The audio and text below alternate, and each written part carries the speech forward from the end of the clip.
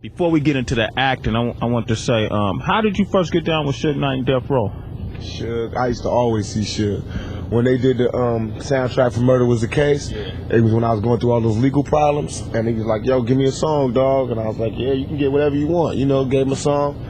And it was like the most I ever got for a soundtrack. I mean, the most I ever got for a song. It was damn near album budget. I mean, I think I got like something like 200,000 or 150,000 for one song. And the song, they didn't even use it, but I still got paid. You know what I mean? I got paid for everything I did on the soundtrack. And I think I did like 2 songs or something. And I remember when he did it like, yo, it wasn't even like because he was jocking me. He did it because he knew I was having crazy legal problems. And I was a man. He had asked me to come to Death Row, and I was like, I ain't ready. And instead of like taking it personal, he just did that for me. And I appreciated that. So when I'm in jail and I'm sitting there, what made me do the Death Row thing, because I was really going to quit rapping. But then Puffy and Biggie and all of them came out in the vibe, and they lied, and they twisted the facts. And all I wanted to do was end everything. All I wanted to do was end everything and walk away from this. You know what I mean? Like how Scarface and all them niggas do. I want to get out the game. I'm trying to get out the game. They want to dirty up my memory. They want to dirty up everything I worked for. So it made me come back. Instead of quitting, it made me come back more relentless to destroy what in fact is my comrades, to destroy what used to be my homeboys, what I worked for, my closest clique. You know what I mean? I worked hard all my life as far as this music business to make it East Coast, West Coast love and make everybody feel comfortable. And I dreamed of the days when I can go to New York and be comfortable and they can come out here and be comfortable. So it's not like when people say, why are you doing it East Coast? It's not like it's not silly at all. But you can't disrespect the love. You can't disrespect the peace treaty. That's just like when the Indians made deals with the white dudes and they would just come and rape their women and shoot them up and then leave. No, the Indians ain't gonna love white people no more. They're gonna want to kick up some dust until we think about it and renegotiate the terms of the treaty, and that's what I'm talking about. That's where y'all at right now. Right. We gotta have this beef and this war and these words and this dialogue until we can renegotiate the terms of the treaty. I love the East Coast. I'm from the East Coast, but they have to understand that you can't just be saying shit about us and think that we're not gonna take it personal. You can't just be calling us fakers and pretenders and non-creatives and we can't freestyle and this and that and this and think we just gonna be like, oh, well, that's cool, we love them because they started it. Hell no, we're gonna take it personal, just like a kid would when his bigger brother who ain't doing his shit is all in the same. You know, that's just like the little brother making hella cash and the bigger brother's like, you owe it all to me. That's wrong, you know what I mean? Don't be mad because the little nigga's coming up. You know what I mean? Hey, yo, Pac, you gave a lot of love back to some Bay Area artists like E40, Forte, you know, Drew Down, the whole crew. Talk about what made you decide to work with them. Because I can't always be in the Bay. And I know how the Bay is. The Bay is the type of people, man, if you ain't there, they're going to talk about you. So I want them to know I love you, I feel you, I'm representing for you. So I know I got a certain amount of acclaim and everything, so I bring the Bay with me. I know E40 is what I was when I was with Digital Underground. He is the Bay right now. You know what I mean? Him and Forte. So I get them on my album and that represent the Bay. And it shows that we still all love and still all good, and we, by us being the representatives, we bring the Bay where we go. You know what I mean? And Forte, he always been raw to me, and I like his style. When I was in jail, I used to listen to his stuff. So when I got out, we clicked, we did the song. Now he in jail, and I got to do what he did for me. When I was in jail, he used to send out shout-outs and say I support me and everything. Now I support Forte. Everybody pray for him and send letters, and I hope the brother get out of jail as soon as possible and get back to his chicks. Because, you know, it's all a struggle for every young black man. Forte, you know how it is. Only God can judge us. Do you think the East Coast, West Coast rivalry is like both coasts? Or because a lot of people think it's more Bad Boy Death Row. It is. It's not both coasts. What it is was that the East Coast, the people on the East Coast are real proud, real cultural, and real strong, just like we are on the West Coast.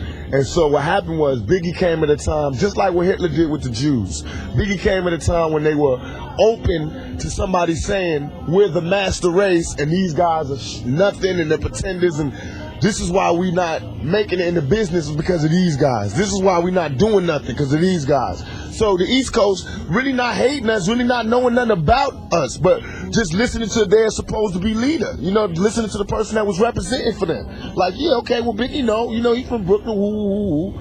You know what I mean? And that's what happened. And so all of a sudden people saying stuff that they didn't even know was what they was doing was like ending our culture when we started. We held it down for y'all. That's how I felt. I was in tears like, what? When y'all was out there on some When LL was dancing with women in silver suits, which I'm not mad at because I might do that one day. And I love them niggas, you know what I mean? But I'm saying when you was being creative and wanting to try other boundaries, we was holding it down with this hardcore issue. It might not have been what you wanted, but it kept rap alive for years. It kept money coming in. It let them notice us. So how could you look at us now and be like, this ain't good enough?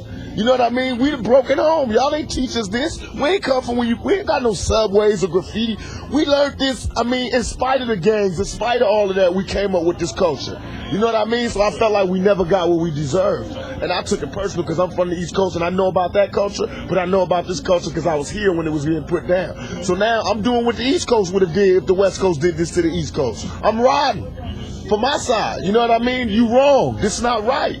Recognize us. And the only way the East Coast gonna recognize us is for us to do it on records, by money, by sales, and by representing it. Just like KRS-One. When PM Dawn got on stage and he had talked shit about it, what did KRS-One do? So why are people telling me I'm wrong for doing what I'm doing? They love KRS-One. He is hip-hop, am I correct? Right, so I'm hip-hop. I'm mad at Biggie, I'm rushing the nigga. What's the problem? That's If real. the East Coast separate themselves from Biggie, we'll do shows in the East. Everything is beautiful. But so far, the East Coast has been with all interviews I read, every letter I read. Niggas is like, fuck Tupac, Biggie this, Biggie, like he's representative of the East Coast. So that's why I attack as though I do, because I'm a general and I'm a smart general. And I'm not going to attack at no blind soldiers. I'm going to attack at those attacking me. Only reason people was mad now is because I came out of jail and made this a reality. When I got out of jail, the West Coast, East Coast issue was really started. California love what I was saying, put it down. And now them niggas is mad because money is fucked up. Attitudes have changed. It's not as safe as it used to be. Niggas gotta think about their business steps, and that's what I wanted to happen. Now let's go to the table. Let's talk. Let's make peace. Let's work it out. Let's get a community the money. So you saying with a conversation with guys like Puffy, Biggie, and that whole East Coast? Sit down and conversate with Puffy or Biggie because that's like Scarface sitting down with the dude he overthrew. You know what I mean? They not on my level, but I can sit down with the OGs from there, which we are doing. People don't even know we not beefing with the East Coast. We starting Death Row East with Eric B, all the OG niggas out there from the East Coast. We got Kane, Christopher Williams, all these artists. We trying to get Bobby Brown, all these artists. We trying to put the East Coast Death Row just like the West Coast Death Row and make it major. You know what I mean? Right, but we not doing that until we get this business settled. And even while we doing that, we trying to get the Wu-Tang niggas, because I love them niggas. I feel as though they represent the East Coast how we represent the West Coast. And I love them. You know what I mean? So that's what we trying to do. We doing it like if everybody raps is what they really think, then everybody should understand what I'm doing, because it's gangster issue number one, it's war issue number two, and it's all by the rules of the game. I'm calling for dialogue. I'm gathering attention for dialogue, which is what you do in the struggle for power.